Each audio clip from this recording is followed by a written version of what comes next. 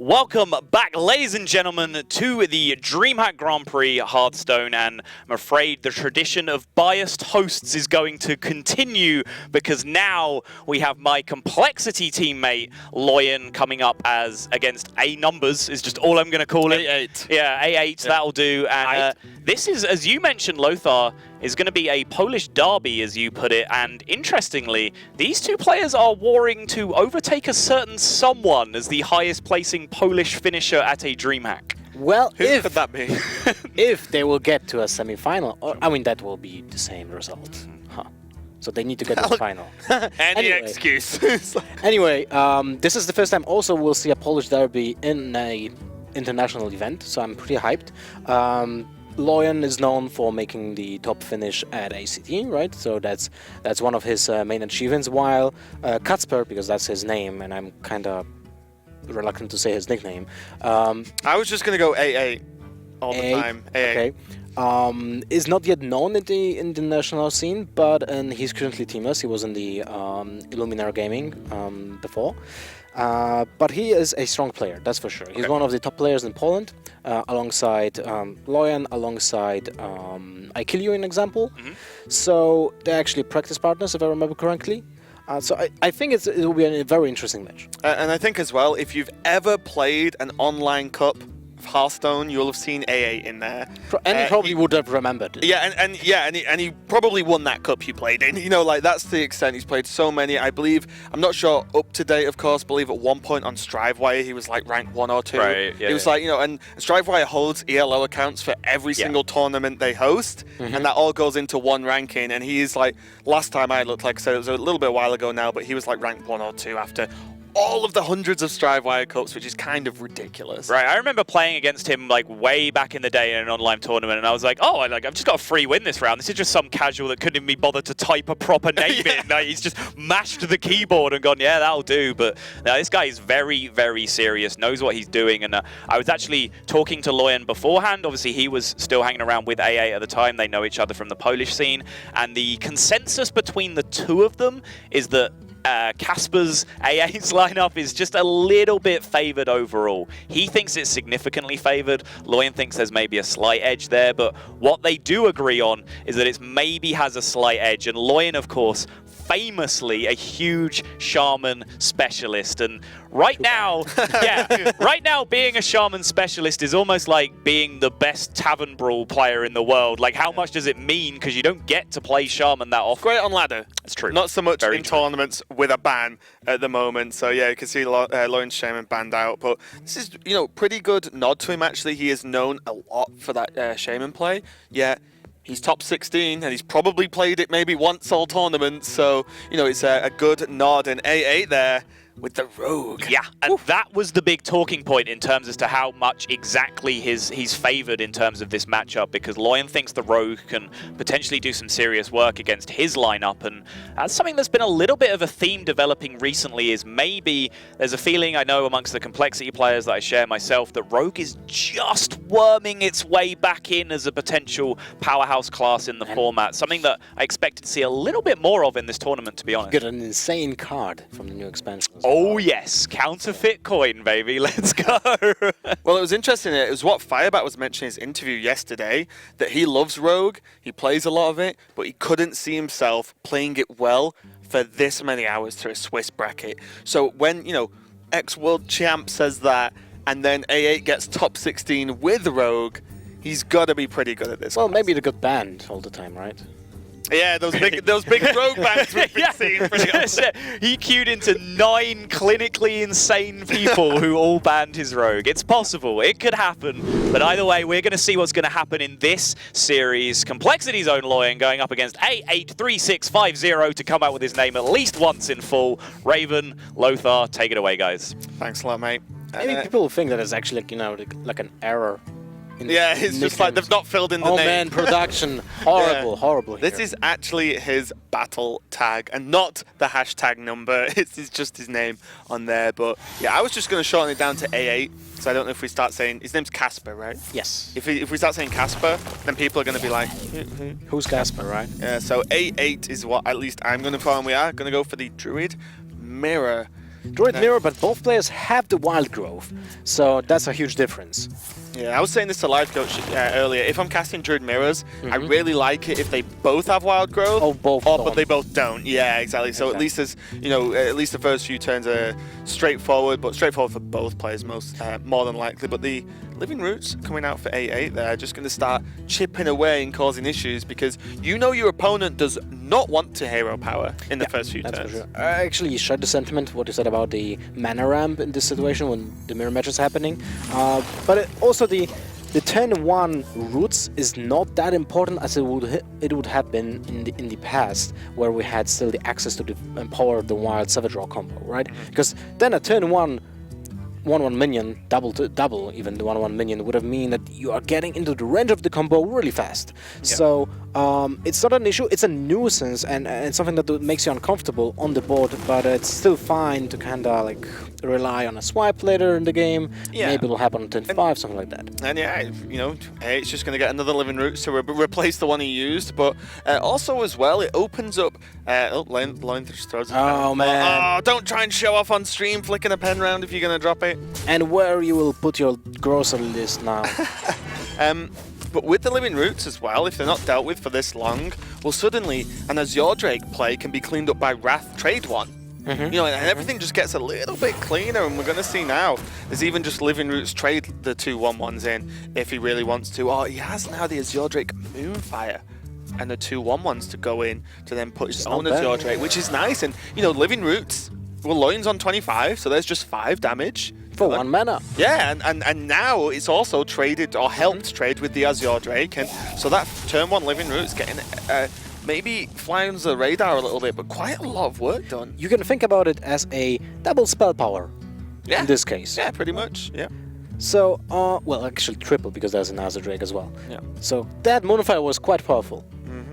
Let's see the turn 5 from Loyan. He has few options. There's the Nourish that he actually did draw this turn. So you can go for the Nourish ramp and then still have access to 2 mana, which is an Raven Idol, or just Hero Power.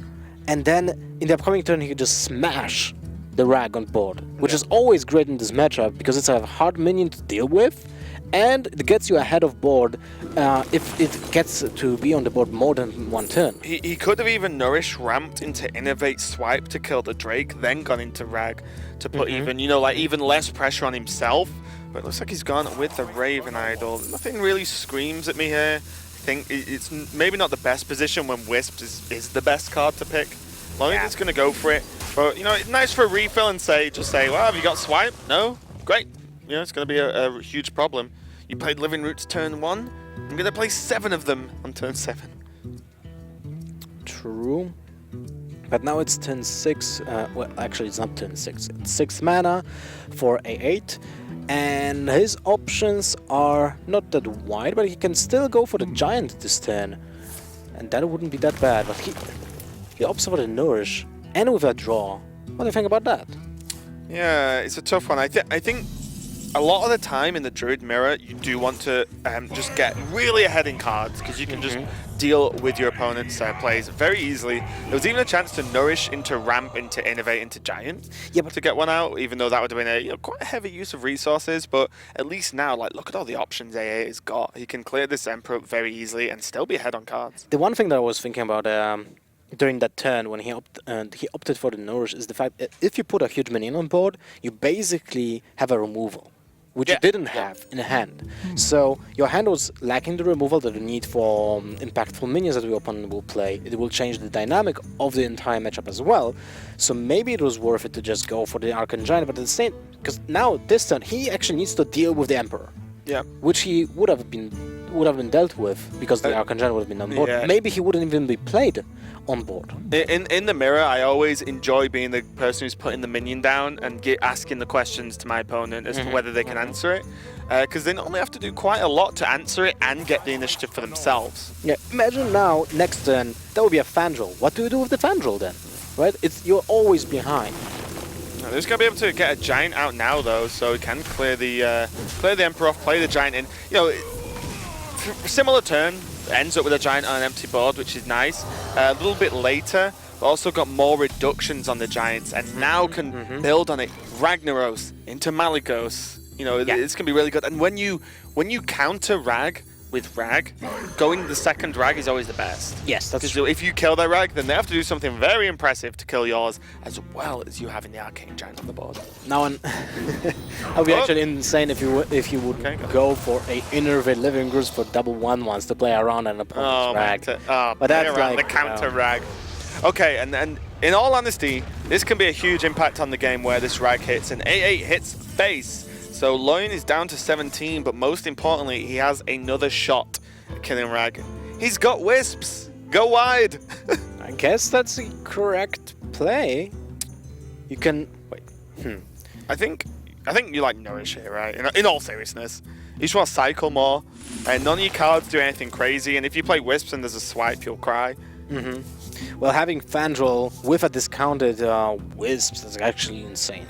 Yeah, and the even the Innovate, so he can just do it next turn if he wants. It's kind of nuts, actually. Yeah, it is. Yeah, that's actually. I actually don't know what's gonna happen here. If Loyan snipes this Rag, he can almost do what he wants next turn. Yeah, but even if he doesn't snipe it, it's still okay. Ooh. And now as well. So It's high noon. If there's the Azure Drake swipe to clear most of this board, great.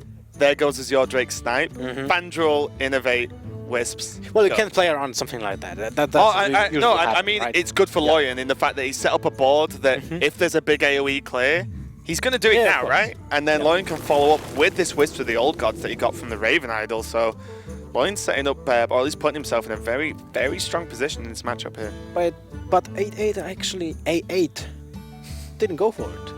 Actually went for Raven Idol. Interesting.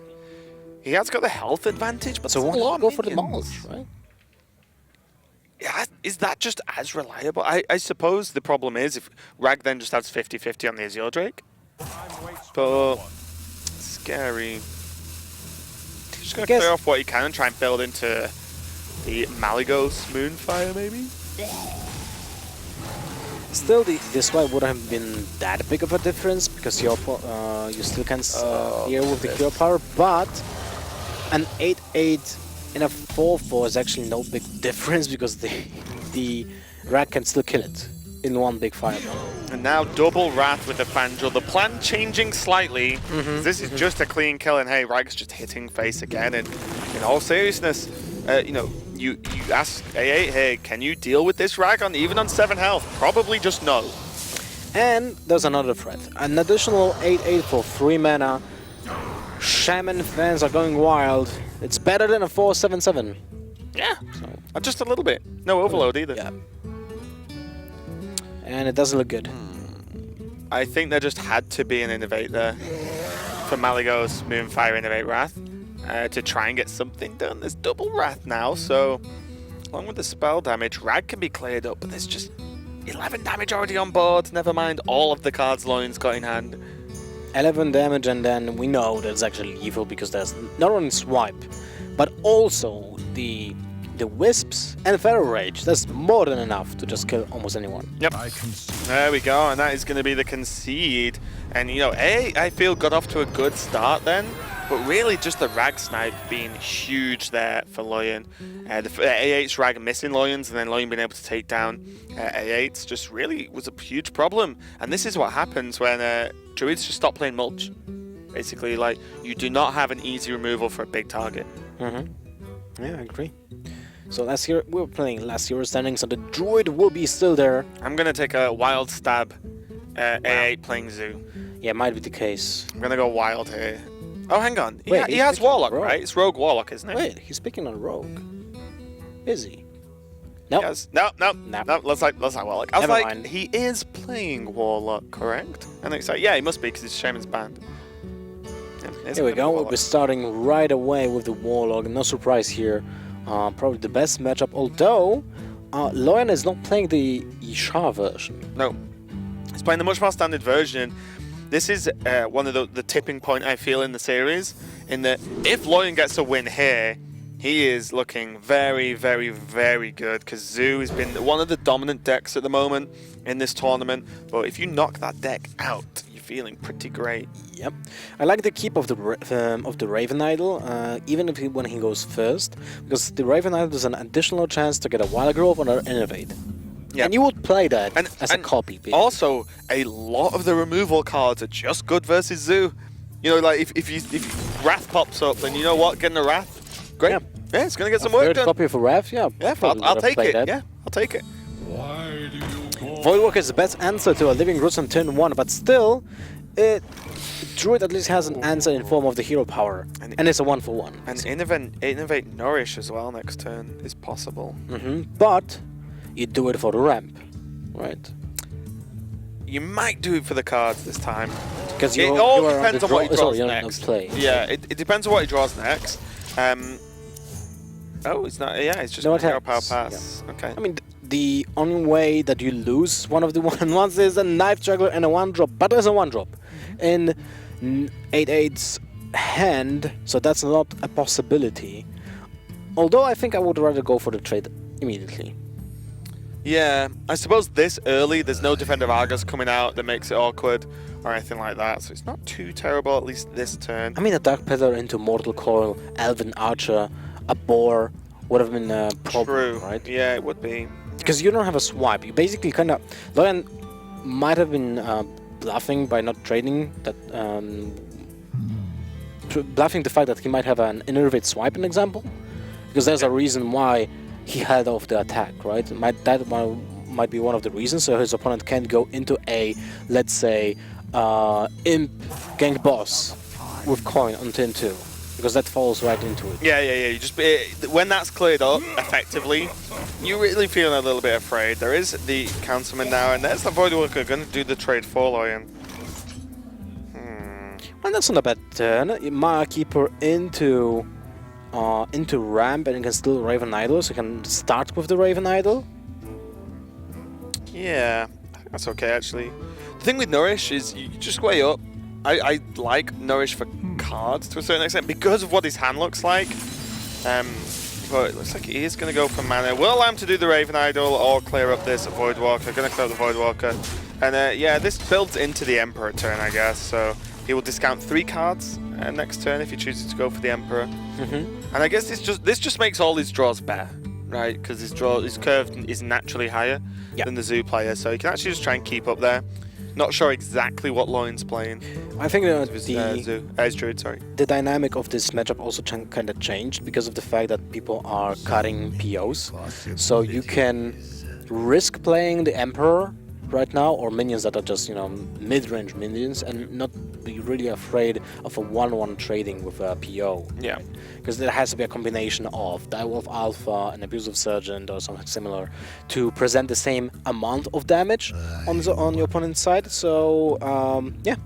So it's fine. I mean, I liked both Maya Keeper and Raven Idol this turn, because you probably won't be greedy to wait for the Vandal with this Raven Idol, and at the same time, if you Raven Idol this turn, you know what's happening. You can change your decision. Yeah, right? I guess. Oh, the Doomguard getting thrown does not feel great. I guess one thing to note is that the Nourish with only just a Councilman on its own on the board was as safe as a Nourish is ever going to get versus Zoo, right? Yeah, most likely. So if you delayed it 1 turn, maybe the Zoo's played 3 more minions, and then you're using your whole turn to do nothing, which is kind of rough. But as you said, getting Emperor down now is looking pretty good. There are Soulfires abound, but there's 2 in hand. One could discard the other, and even with Soulfires, there's no nice trade. I think you actually, what you do is play the Knife Juggler and then the Direwolf Alpha, trade with the Librarian into the Emperor. You have a chance that the Emperor actually will be at 4 HP after the Direwolf Alpha, yes, and the Juggle. So you might just instantly kill it. If not, you will draw a card and, well, you don't have any mana. So many I don't think that the risk of Emperor being second turn on the board is actually that high, because your opponent's only on 3 cards. So. Yeah. Nourish has just gone down, so you're not afraid of a reduced Nourish. The double reduction is scary though. I mean, worst case, he can just run the Councilman in, right? He got the Juggle. Oh, he hits it. That was the nod. But the small misplay in emplacement. I guess he just wants the Juggler on the board longer, right? What do you mean? The juggler could have been on the right side and have the additional attack. Yeah, but based on the following turns, if he wants more minions to chain into it, he wants to use the right side, right? Doesn't really matter that he will. It will have to be. I guess he could just impotent put boss, them right? between, right? Yeah. That's true, actually. Yeah, the juggler could have gone on the right there with the direwolf. I suppose it's a tough call because if the juggle missed, then he trades the counterman. So then it's just you just roll the dice at that point. So not going to be, I don't think, majorly impactful, but definitely something to consider. Power of the Wild coming out now to help make Loyan make a bigger board to try and beat down this zoo. Soulfire used to be like a burst card. I've seen it more and more often used to actually just beat down the board. Because it's just what Zoo wants to do. Hold on to their board, and then I see a lot of Soulfires just go into minions to clear them off. You discard a card, but you keep your board, which is what's important here for Zoo. The reason why is that something that I actually mentioned before. People are not playing PO anymore. Yeah. So it shares a similar function. It's both are 4 damage. Soulfire doesn't require a mount for it because you just straight out play it from your hand, and you don't need a creature. Imagine if Soulfire had to discard a card to be played. A card will be very difficult. Yeah, like an additional cost. Yeah, right? like instead of discard a card if you've got no cards, fine. It's no. You need to discard a card to be able to play it. That would be very rough. But what isn't rough Is that the draw? Silverware Golem. That is a pretty decent draw for AA here. He has a 50-50 to get it right. But there's also what you can do is go for the Soulfire first, and then you have basically 3 outcomes. Discarding under Soulfire is bad. Discarding the Golem is okay, of course. Discarding the Direwolf Alpha is semi-fine because then you have guaranteed Soulfire that will discard the Golem.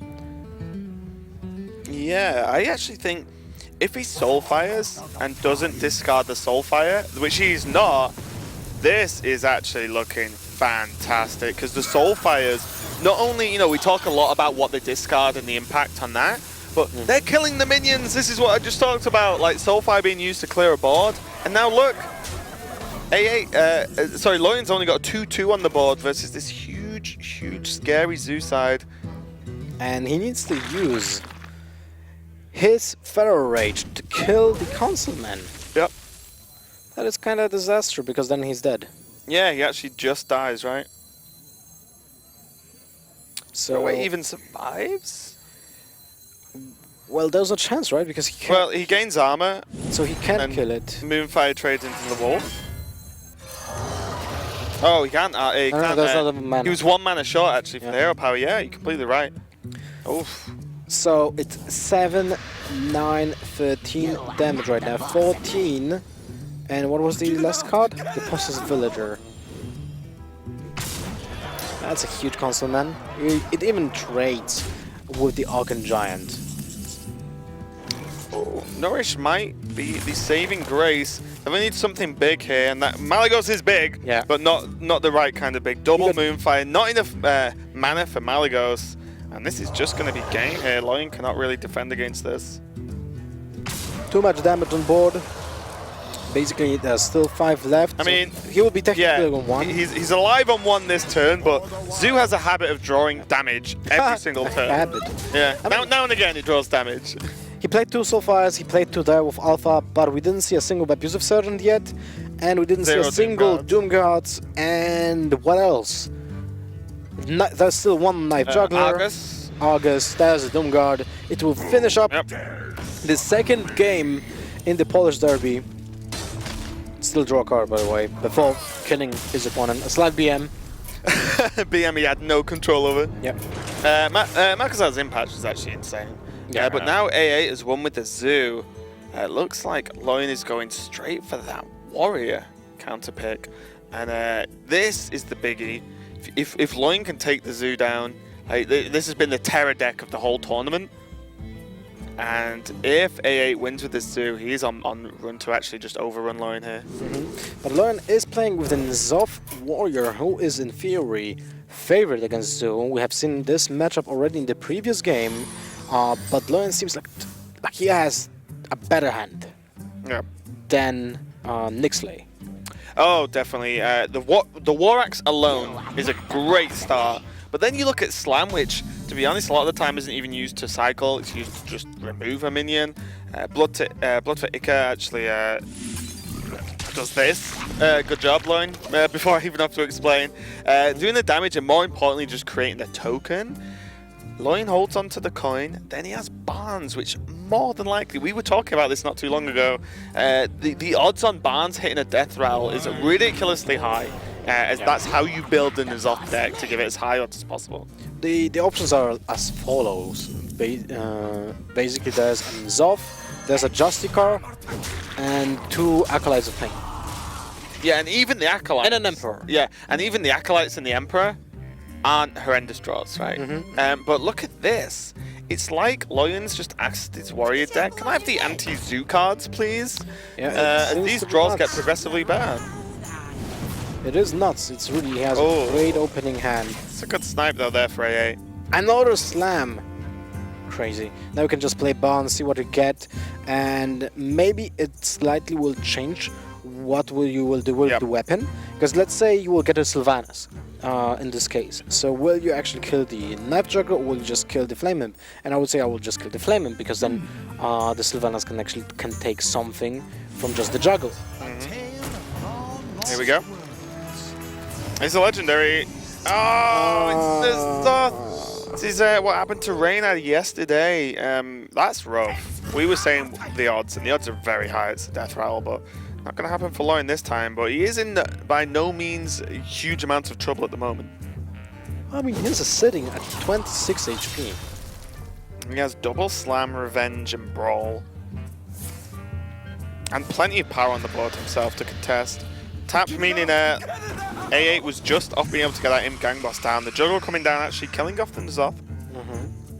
But he's in a position when he actually can't just trade. I don't see a point. Yeah. You just need to go face, have the damage. He's trading. Interesting. I think because the Juggle was on the board, like that is a lot of extra damage actually over a lot of time. So the value of the Juggler there is just going to eat a Slam, no surprises at all. And now Loyan, Brawl, Revenge, Slam. Got to be feeling good about this hand so far. Did A8 played already 2 Imps? I think so, right? 2 Flame Imps? No. Jesus Christ, the Malakazar Imps. No, he played 1. I'm almost sure that he played the second one on 10-2 with the Voidwalker. He played one on 10-1. That got the Blood to Icar to the face. And Oh, and the second one got War Axe to do. Yes. Ah, okay, I take it all back. That kind of makes it all sad because the Malakazar Imp is the engine of the conversion of Zoo. It actually makes the potential reach of the deck is so much bigger. Games of Zoo hitting fatigue in this tournament because they can just get 2 imps down. Me and Life Coach casting games yesterday where people getting the Malakazar's imp off Peddler. Wow. RDU, I think, had 3 imps on the board. Oh, just drew his deck. Yeah, he just drew his deck. It's crazy. That's crazy, yes, it is. Okay, so... Oh, huge overextension from A8 and... So, sorry, we were saying about this kind of play. You kind of just have to, right? Yeah, I agree. You have to do it because the opponent might not have the Brawl, and how else would you want to win? You're tapping anyway, so you need to do something. But there's the Brawl. This is so nice here for Loyan because he's brawled a huge board. His opponent's only on 1 card, and more importantly, the Imp Gang Boss dies, which is very nice. And he just has another Brawl. And he actually didn't kill the 3-2, which is nice because the opponent didn't draw a card. Oh, playing around the card draw, Lothar, with that Brawl, I like it. It's extra damage, but look at A8's health. He's gonna tap himself to death. 16 health. It's not looking good. Which turn is it? It's actually turn 7 for A8. And there's the Malakazar Imp. Here we go. Malcolm the Imp. Gonna come down. No cycle mechanics yet. But that is a fantastic card to just have on the board. It's a threat in itself. It's not a damage threat, but just an overall game plan threat. But unfortunately for A8, there's a second Brawl waiting for him. But it seems like Loyan will get slightly greedy. Yeah, but I was just gonna say, when the warrior can make a turn like this, is when you should be afraid as the Zoo.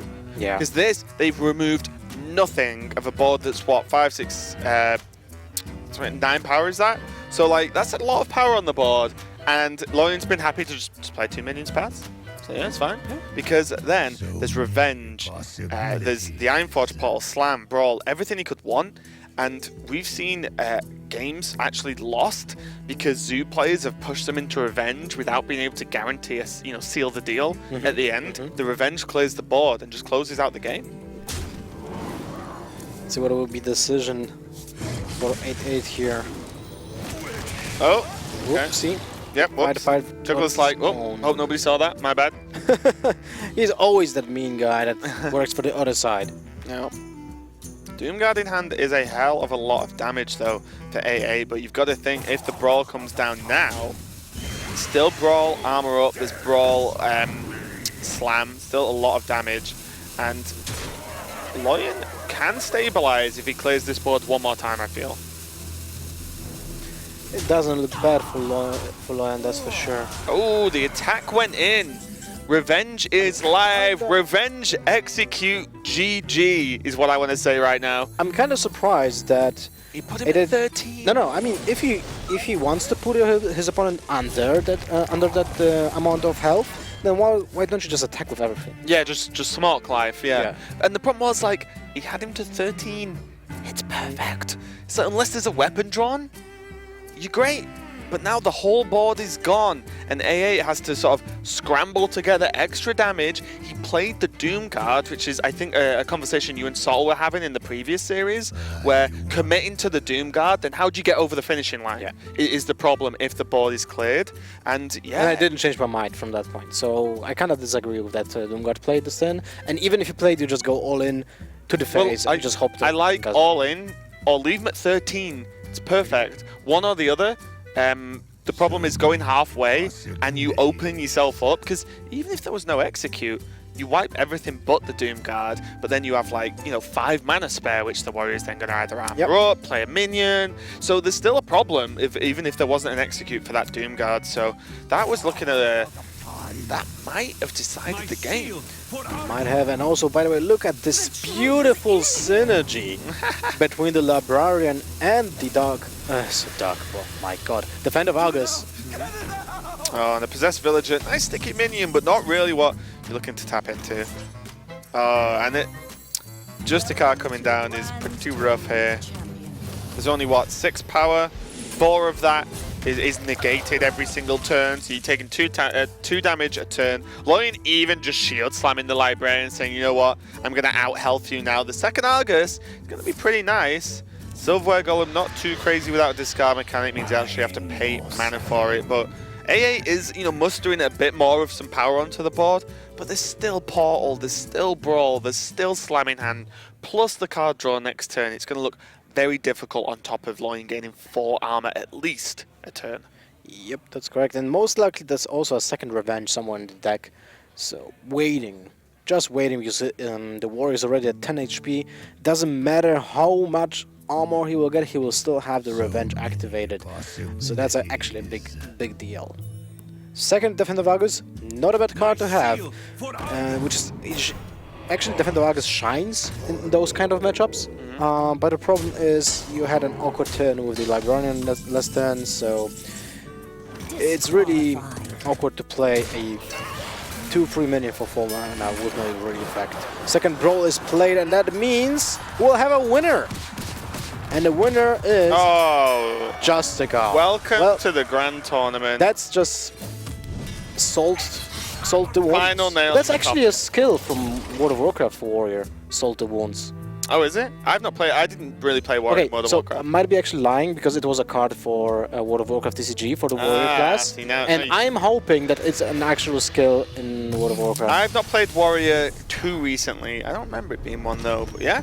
Doesn't matter about that. Loyan's going to go 2-1 up, and the Zoo is gone, which I feel like for any player in this tournament must feel fantastic. Yeah. To knock your opponent's Zoo out of the game is like, okay, I got this now. Yeah, we got it. I mean, everyone in the chat is just ecstatic. Yeah. I'm guessing. Yeah, and it's going to be A8's Rogue is the last deck, and wow. Look at that. An auctioneer with a prep when you're going on the draw is actually an insane keep. Yeah, look at that. He just throws one because he's like, nah, I got one. I'm good. Yeah. And then the questing adventurers. Now this looks really awesome. If only he will get a 1 conceal. There's a cold blood. Is that a conceal? Woo! Woo! Woo! I mean, that's 7 damage to the face for 7 mana. It's By the way, it's great. like, you can trade into face. No, it's a great 7 face done. damage, man. Yeah. Great. Excuse me. Here we get actually a second one, and that will be used as a clip in all those Chinese tournaments. Yeah, that'll be kind of great. So what is a game plan here? Because you're playing an aggressive, let's say like that. It's a combo aggressive rogue against a typical control deck, which plays slowly and plays for sustain. I'm gonna go. You play Quest Adventurer, conceal, then kill them, and Okay. hope for no brawl. Yeah. And however like jokey that sounds, I'm actually not joking that much. I think getting the questing down is important. Unless you can have a very fast opening and not let the warrior build up the armor and sort of like fall back onto just card draw and having answers. I mean, you always want to have a Tomb Pillager, right? Yeah, exactly, because it's one of the cards that's just a huge threat in itself. But I believe if you go into Quest and Adventurer and then can actually keep it alive for a turn and then just smack them for a large amount of damage, reduce the armor, maybe into a second conceal, that's probably the best outcome for the rogue in general. Most likely true. And it's not an easy turn for A8. He has few options. It might be a questing adventurer, and then he can actually prep in the Eviscerate, kill the Acolyte of Pain, and it sounds terrible, but it's one of the options. Out of range of axe, right? Yeah. If he does it. Well, it will be a 4/4, so it's not actually in the range of X. Yeah, that's what I mean. It's out of the range. Oh, you said yeah, it it's outside out. of it. Okay, yeah, outside. never mind. Never yeah, mind. 'cause you're not just feeding the quest into the axe with this play. Did he just play the Cold Blood on the 1/1 to choose the Oh, Acolyte of Pain? That's a huge investment. I don't know if I like this. That is actually something like in the middle of what I was proposing. Yeah, I think the important part is the saving of the prep. So he decided Yeah. the one-off damage of the Abyss and saving the prep was worth more than the potential repeat damage of a Cold Blood. Actually, I'm not a fan of playing the Questing Adventure anyway. I just wanted to point out that's an option. But to be honest, I would probably just skip the turn, because Yeah. the dealing 4 damage with the Questing Adventure won't win you the game. And there are many options for Loyan to kill that minion. There are slams, there are bashes, there's a revenge. There might be even a ghoul. Blood to Icar, we actually saw that he had it in his Yep, deck, he right? played against So the zoo. Yep. there's so many options for Loyan to just kill it. Ooh. And you know that a 4/4 Questing Adventures, like, would you play a 4/4 minion in your deck? Not really. So why No. would you play that, right? Not especially when there's a War Axe equipped. Yeah, exactly. But so the problem is, I think A8 feels he needs to be at some, he needs to be the aggressor here. So skipping a turn would be kind of rough. It did get cleared up quite easily with a revenge, but now Loyan has actually got the initiative onto the board. There's a Tomb Pillager, and then next turn there is Gadgets and prep into conceal. So that is huge and potentially gives A8 an opening to really just pressure out Loyan here with just raw value from card draw. well, let's see what will be happening. The 5/5. Actually, Oh, what's the name of the 5/5? Faceless Destroyer. Oh, thank you, Got it. production. Yeah, that's not even Faceless production, Destroyer, that's okay. Loyan. Oh, you're right. Thank you, Loyan Loyan. too, yeah. Gonna confirm Loyan cannot hear us. Nod 3 times if you can hear us. he genuinely can, that was a joke. I actually really like the Sylvanas here. You know your opponent's got a coin, So many so from the Tomb Pillager. The turn 6 Gadgets and coin into conceal is not unheard of. Whereas the Sylvanas then can be pretty huge with the brawl, and you just reduce the card cycle down. Of course, getting just a card down early is a great play as well, but I think Sylvanas, if they sap you, then you're okay with that because it just slows the game down even more. Yeah, I agree. But here with the backstab, I would definitely play the backstab this turn, because your auctioneer might not live the next turn. There's an option, a small option, of that happening. Wow, this is actually just 11 damage, Lothar. Slam! Yeah, then there's To the a warrior face. just smashing him in the face. What an aggro deck, man. And people thought it's a control. You know what's kind of nuts, right? Yep. If Karen or Sylvanas comes down now, How does a rogue clear this many minions? They're this big. It's kind of weird that Loyan actually went for the Jessica last turn because he didn't have a good 5-mana play, and that means he wouldn't be using this his hero power that turn because there's a Sylvanas, there's a there's a Kern in his hand, and I understand they appeal with the shield block, with the shield slam, but at the same time, if you have Sylvanas already on board, oh wow. Well, 67% chance here. And he whiffed it. Loyan paid 5 mana to kill nothing. 2 of his own minions. Yeah. That is not a good play, guys. But joking aside, the Brawl was very likely to kill the Gadgetzan somehow there, so that definitely didn't go against Loyan. What did you think of actually just playing a 6-drop? Because yeah, your opponent's got Gadgetzan, but they need like 3 saps. Well, they need like I would sap definitely play. I would definitely play the Sylvanas or the Kern because I feel that first of all, your opponent already played 1 questing adventure and played 1 cold blood. That is huge amount of burst. That just. Well, I mean, Loyan got very unfortunate there, losing like a 66+ chance of yes, actually the thing, but it was a risk I don't think he needed to take. He had a 5/5 on board, he had Justicar True Heart, he could have then just dropped Sylvanas and been like, how do you clear all of this while cycling so many cards? That's a valid point, but I think that something that we didn't talk about is the fact that many times players are just saying, oh, I lost because of the Brawl was just unlucky, right? And that's the case. But Loyan wouldn't be in that situation if he would just play Sylvanas on turn before. Yep. Because then the Brawl was a guarantee. Yeah. 100% guarantee of clearing the Well, you win the auctioneer, Brawl or all of the time. you're getting the auctioneer on your own board, right? Yeah. So, yeah, I think that's just what happened, and he can't really blame, luck here. Yeah, it was definitely a tough one. The Brawl should have paid off for him in most of the time, but didn't this time, and it's maybe given A8 the actual gap he needs to take this game, because up until that point, Loyan was looking very, very safe, already dealing with a questing very easily early on. Yep. And I said earlier, I think in this matchup, if A8 gets the questing down and it isn't killed off through like conceal, then he's looking to do really well and get a lot of extra damage in it. Here's the second question with the backstab and the trade to clear off. And no one sees a gore hole to the face coming next turn. So No.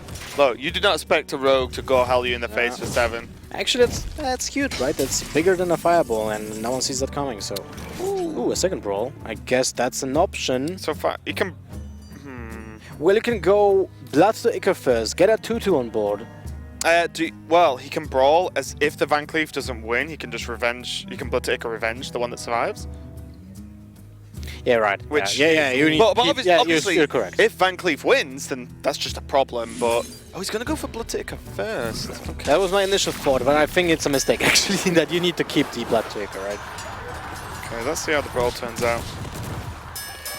Yeah, that's the kind of worst I mean, outcome. it gave him a chance to win the Brawl anyway. But I don't know. I think I would have saved it. Just because there was a 2 out of 3 chance that you could just clear the board. Lion, And that's not revenge how not- you use the chair. Oh, Loyan, have you ever seen Loyan stream? He never sits like a normal person. He's like always, because he's so tall as well, he's always got like his legs up to his shoulders. It looks crazy. King's Defender, the amount of weapons is crazy. And it's just more raw damage from hand. Yeah. And now that 2 Brawls were played, A8 is just like, yeah, I can overextend, I can do whatever I want. So there can be a revenge, but a revenge will kill only 2 minions, half of the board. Grom's not going to be enough here. Still an option. There's 8 damage, plus the Gore Howl for 7. Well, let's see what will happen. Well, it's just game, right? Yeah, well, there's the goal. Yeah, I was going to say, like, I just waited for the moment when he puts the goal. Oh, okay. I didn't to want to face. finish the maths. I thought the 8 plus 7 was the obvious one. But yeah, like even a smile from Loyan going, okay, you go held me in the face for 7. I'll deal with it. And now A8 evening up the series at 2-2. It's going to be Zoo, I believe, for Zoo versus Rogue. And this is like historical matchup. But you know, Yeah, although the both historically decks have, speaking, Blade Flurry was something that just put the I mean, matchup on the both head, decks right? have changed in time, but it's always down to backstab SI, whether you're on the coin or not, to deal with the early aggression from the zoo.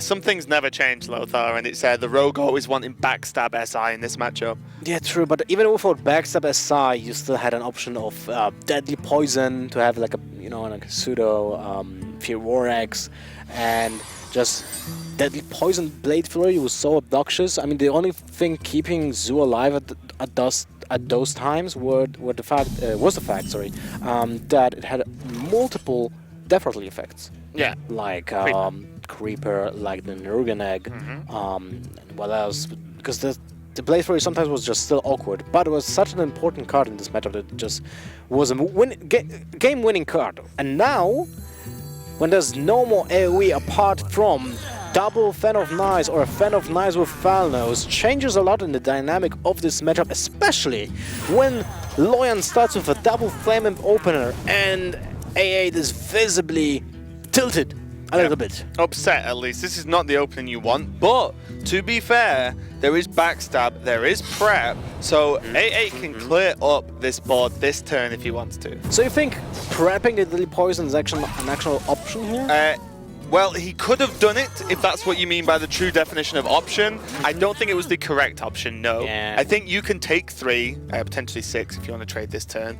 Fan of Knives not is bad as nice with well. prep. I mean, you need to think about what's your next turn, and next turn is Tomb Pillager, 100%, right? I think you want to save the fan for a spell power Fan of Knives. So if you get an Azure and that's possible because you have 10-4, and then 10-5 is something that you don't have And also, any plan. there's more than likely Thanos in the deck as well. So there's 2 Drakes and Thanos, and prep fan with spell damage is actually like backbreaking a lot of the time against Zoo, because the 1 damage, you know, we see it from like Ghoul. The 1 damage from Ravaging Ghoul is great against Zoo, but it's also the combination of that with the 3/3 body that makes it great. Same along with Fan of Knives. 1 damage can be great, but 2 damage actually just deals with a hell of a lot of minions that Zoo can play. Correct. Well, the Councilman on 10-3, not a big threat, but it's a tough threat to deal with. No sap, never mind.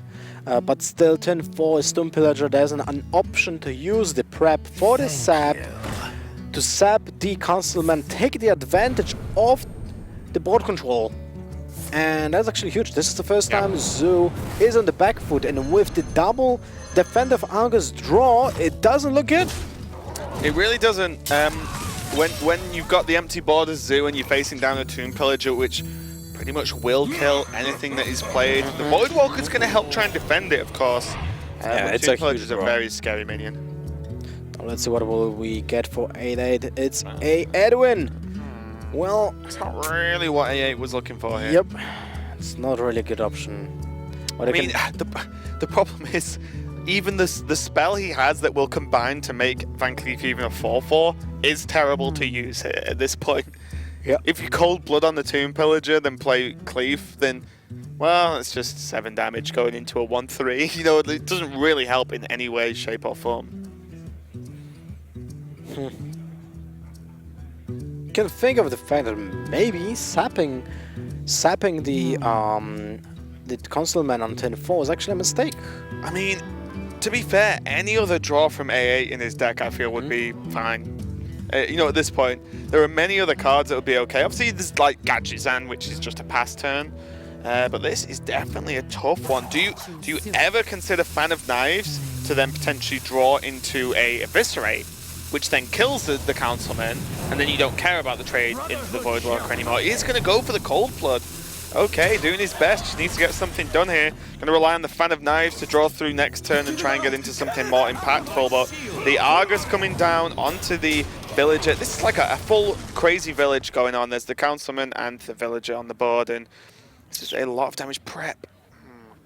Well, you can consider prepping first. You can play a Tomb Pillager from the top of the deck or an Azure Drake. If there was spell damage. But yeah, if that would So good. if that would have been a Thalnos, Yeah. that would have been sweet. But it's not the case. Fan of Knives going down now. Oh, well, that's a good, good draw, I would say. You still lose your Tomb Pillager next turn, but you will gain a coin, so at least 2 draws in your deck are especially good. I think A8 got like really fortunate there because if he drew like Gadgetzan, right? Well, if he drew Gadgetzan unplayable, which means after the fan with the possessed villager going, it buffed the councilman, which means you would have to face tank the councilman even like really hard with the dagger up. So A8 getting a getting exactly what he needed, to be honest, to help stabilize a little bit here. Let's see what it looks like for Loyan. It doesn't look bad. It's not terrible. He got to use both of his Defender of Argus to some extent. And the draw now for A8. This is super important. Is it an auctioneer? It isn't, okay. No, it's not. I mean, this is rough as well. He can't really use prep to get the extra damage from the Abyss. I think this is just trade, hero power, deal 1 damage. Coin Abyss. No, I don't think you can actually. I'm joking. I think he needs to hold on to the coin. He's gonna trade, take the damage, and go face with the 7. Don't blame him. Yeah. No point trading into the Argus. You and your opponent are on very similar health totals at this point. So, and you've got the bigger dude. So you let the Argus trade in him. Gang Boss, very nice pickup. It's going to mean that you can play that and the Librarian, not have to discard a card, but will draw them when it dies, as well as squeezing a life tap. But you have seen now 2 Eviscerates being played. 1 Cold Blood. And basically your opponent is running out of steam. So you don't even have to worry about your life taps right now. Like, this is Dagger Pass? If he plays Questing Prep Coin, which would be hilarious to see, but it's just not going to be enough. 1, the minion just dies, and also you have nothing for next turn, and not the best draw. Not the best draw, but is there an option to finish the game right now? 5-9? No. No, there isn't. No, even a Doomguard right now is not an option. Here's the question everyone has to ask themselves when playing this deck. When the hell do you tap? Do you want to tap now and try and get Librarian down? Do you just throw the Librarian and then tap into, potentially Doomguard, which is like huge? Looks like he's going to go for that play. If he gets a Doomguard, this is massive. Even Direwolf, extra 2 damage and another minion on board. Looking great, and Loyan's putting himself in a position to win this series and move on to the top 8 here. Seems like Rogue is not really it's your doing work. There's a chance. Nope. That's not going to be it. There is no way to remove these minions off the board, and Loyan does take the series versus A8 in a very close, very tense 3-2 score. It wasn't a zoo sweep. It wasn't a zoo sweep. Perfect. Subtle, what do you think? Yeah, just happy to see a different result to a series with Zoo dominating, honestly. Pretty impressive stuff from Loyan overall. That Rogue did threaten to have an impact like we talked about at the start, but he was able to get over the line with Zoo, which is a matchup that I know there's some disagreements on between the pro scene, but generally starting to tilt the way of the Zoo these days in most people's opinions, especially that questing build, which is a little bit more flying by the seat of its pants, more aggressive, trying to beat up on the mid-rangey deck. Yeah, I think as well, we were talking about the Rogue versus Zoo matchup. The Rogue always needs the exact tools to stop Zoo, and then Zoo can kind of cheat with this discard mechanic and do turns that are over the top, right? And then Rogue isn't really equipped to deal with that much extra stuff, basically. And, we saw a little bit of that there where Loyan just stacked on top and just kind of ran away with it. Hello, Loyan. Hi, friend. I'm going to make sure I sit up straight here so Loyan doesn't make me look really tiny. But yeah, how's it going? You got to be feeling good after that performance. Top 8 now at a Dreamhack added to your resume. Good feeling, right? I mean, pretty sad because I had to play against my friends. So. Sure. Yeah. But I guess I want to follow up on that question. You are officially a streamer for Complexity. So where do you view yourself in the competitive scene? Do you think you're a real threat in these tournaments? How do you see yourself fitting into this whole Dreamhack Grand Prix circuit?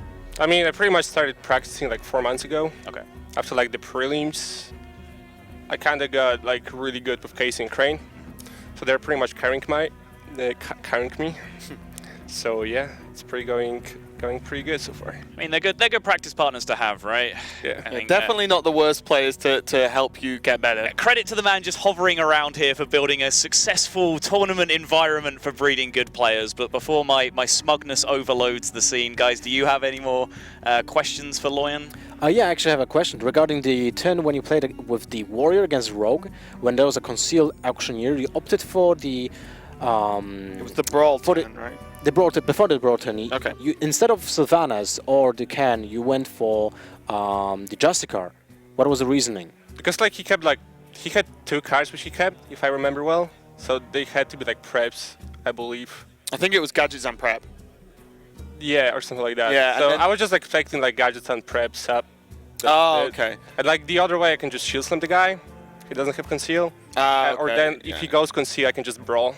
Okay. So that was like my reasoning behind Oh, the play. okay, because there was 2 lines where because the rogue's board was empty Yeah. and it was going to turn 6 and the Tomb Pillager had just given him a coin. Yeah. It's like gadgets and coin conceal is like the general turn you Yeah, expect like- a lot of the time, of course. Yeah. And you had Sylvanas to play before the gadgets and even hits the board, which would feel great. Obviously, we have like the ultimate caster vision and could Yeah. see that was going to be the play, but of course, if you play Sylvanas and then exactly gadgets and prep sap comes out, then you're in just as much trouble, right? Yeah, pretty much. And you don't have the tank up, which Yeah. is key. Yeah. So you cannot shield slam or anything. Yep.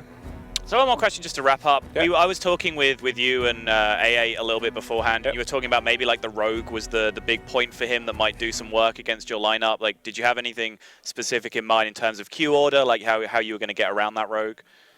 I mean, I pretty much queued up Druid because it's Druid. Good plan. Good plan, right? Yeah. Seems So- reasonable. So then if I lose to his rogue, I can just queue up Zoo. Then he queue ups like Zoo Mirror. Then I queue up Warrior. It's like the worst scenario, right? But like if any other like scenario like goes different, then I'm kind of like favored. Because like I believe in Druid Mirror, I'm just a little bit favored. Okay. I'm not sure about this one to be honest, but if I am, then that was like the play. Because he's playing the Yasharaj version Yeah, and you're exactly. not, right? Yeah. So, okay, interesting stuff. But anyway, won't keep you too long. I'm sure you want to get some rest, maybe even a few drinks in tonight. We'll see you back tomorrow for top 8, ready and raring to go, I'm sure. But guys, we have got one more game to go, I guess, to wrap up the top 16, moving forward to top 8. That game will be coming up very, very soon, so you guys do not want to go anywhere. The quickest of breaks that you will ever see, and we will be right back with the final game of our top 16 here at Dreamhack.